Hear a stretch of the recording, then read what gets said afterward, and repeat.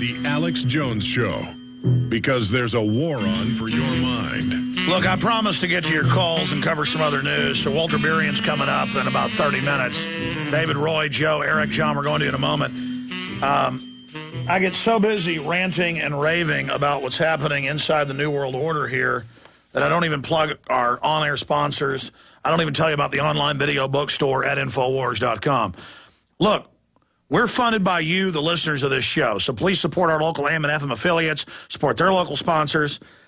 We're getting a lot of new stations. That's one way to support us. Spread the word about the free internet streams, the podcast, the iPhone free app. Even if you don't have an iPhone, you can send it to people that have iPhones or iPads. The link's up on Infowars.com. In the listen page, you can buy Don't Tread on Me, Rise of the Republic, about taking the states back. And the 10th Amendment, 9th Amendment, such an important film. Where were you during the Second American Revolution? Such an important film. I'm in it, many others are. The Secret Team by Fletcher Prouty, the book the CIA doesn't want you to read, from the inside of the Pentagon and the CIA, from one of their top black op commanders, back in print for the first time in decades. An Invisible Empire, New Order Defined by Jason Burmas. Great new film about the globalists, their master plan, who they are, their admissions of world government. All available at Infowars.com. And when you purchase the books, the videos, the T-shirts, the materials, you get a tool to wake others up and inform yourself to a higher level, but you also support our operation. And we're in the weird paradox of doubling the listeners every year consecutively for a long time. And as the economy falls out from under us, revenue going down. And I've expanded. We finished the new building. I'm soon going to do a tour of it and show it to you. And now I ran out of the money bomb money, building that and putting everything in. I need to finish the studio. I need to fund my operation. I need to be able to get the personnel in to do it. So we're going to set up a money bomb and do that. But we don't have time to screw around and wait. If you want to support us, buy the books, buy the videos. I know times are tough, but just support us. Get a PrisonPlanet.tv membership. You can share it with 6 people, the passcode. Our whole mission is just getting the word out here, but also being financially secure to be able to continue through these tough times that are here. So you can also write to us at P.O. Box 19549, Austin, Texas 78760. And every purchase supports us. If you want to just give a donation, that's fine. P.O. Box 19549, Austin, Texas 78760. Or get a PrisonPlanet.tv membership, like I said, or call toll-free to get the books and films, 888-253-3139. We've had a big effect because of you. And by the way, all the films are free on YouTube and Google and everywhere else. If you can't afford any of my films, just Google them. They're free. And please, don't take it for granted then. Get the URL. Send them out to everybody. Give them to everybody. Or download them in the highest quality at PrisonPlanet.tv. But we need the seed money to operate. So, again, I want to thank all of you for your support. And a great way to be part of the fight is to financially support us. I mean, who else is at the tip of the spear like us? Who else is mad dog wild to fight the New World Order? Who else can't control themselves and is just constantly attacking the enemy? The InfoWars team. All right, going back to Watson, we got about a minute and a half. Finishing up with this huge story, top construction firm WTC destroyed by controlled demolition. Final comments on that, Watson. Yeah, you were talking about the BBC Building 7 video. The version of that I uploaded to YouTube nearly 3 years ago has over 1 million views, about 1.1 million views. And for about a year they took it down, but now it's back up again. But they're definitely watching it closely because I got an email from YouTube today saying basically that it violated copyright. They didn't say they were going to take it down, but... Yeah, what you do is you file a fair use filing on them. Yeah. I mean, we have a right to show them saying Building 7 had fallen exactly as it fell 25 minutes before it fell on 2 different BBC channels. We have a right to show CNN with police saying, get back, they're blowing up the building. They murdered those people. We have a right. Stay there, Watson. Back in 1 minute. All right, finishing up with Watson. They are desperate to stop this information. Any other points you want to add with the top story?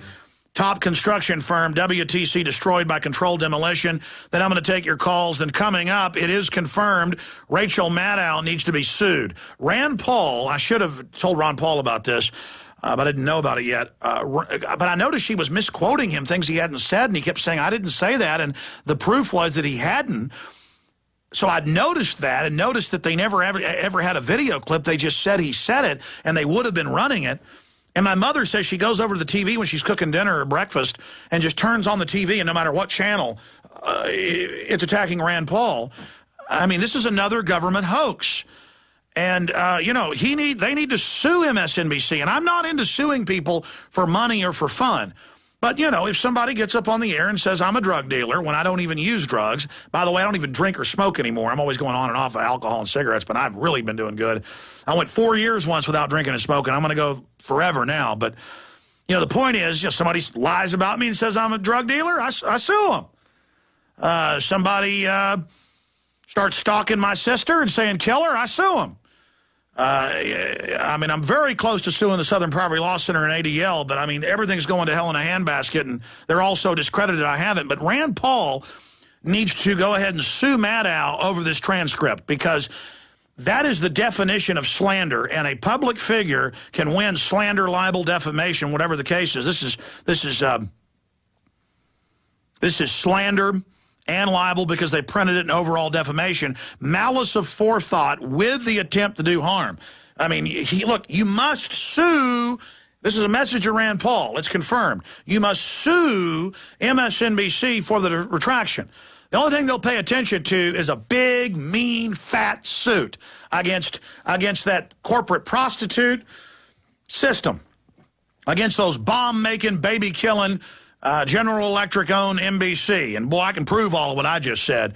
And you need to drag them into court and make it a big deal that you're suing them about their big, fat lies. Corporate media uses fraudulent MSNBC transcript to portray Rand Paul as a racist. In order to smear and discredit Rand Paul and prevent him from going to the Senate, MSNBC has modified a transcript that was appearance on the Rachel Maddow show, which was then used nationwide. Paul appeared on the show after he won the primary in Kentucky. The modified transcript reads as follows. Maddow, do you think that a private business has a right to say we don't serve black people? Yes, I'm not in favor of any discrimination of any form. As before, its news notes, Paul's yes was some sort of insignificant vocalization to maintain the flow of conversation. This was already made difficult by the satellite delay. Here is a YouTube video of the exchange queued up to the exact moment following the entire video. So they knowingly then went out and said that he was for not serving black people when they know that he went, yes, excuse me, say that, I can't hear you, and then went on to say, no, I'm against discrimination. Paul Watson, comments on this? Yeah, well, I did a segment with Burmas on this last week, and this was a contrived smear attack, because as soon as Rand Paul won, the media in unison tried to attack him as a racist elitist because he used a country club at which to stage his victory celebration. So they were already, you know, waiting with bated breath. But country clubs are everywhere now. I mean, they got country clubs you can join, you know, for $20 a visit. I mean, like it's, ooh, a country club. Ooh, I mean, what do you think there is in Kentucky? I mean, whoop-de-doo. Yeah, and that didn't work. So they immediately went after him on this nuanced philosophical position on civil rights, which, of course, they used to call him a racist and imply that he was a Klan member. Yeah, well, Maddow and them are claiming he said that he supports shutting down black people's rights to eat at lunch counters when they know he didn't. God bless you, Paul. Your call straight ahead, and Walter Berry.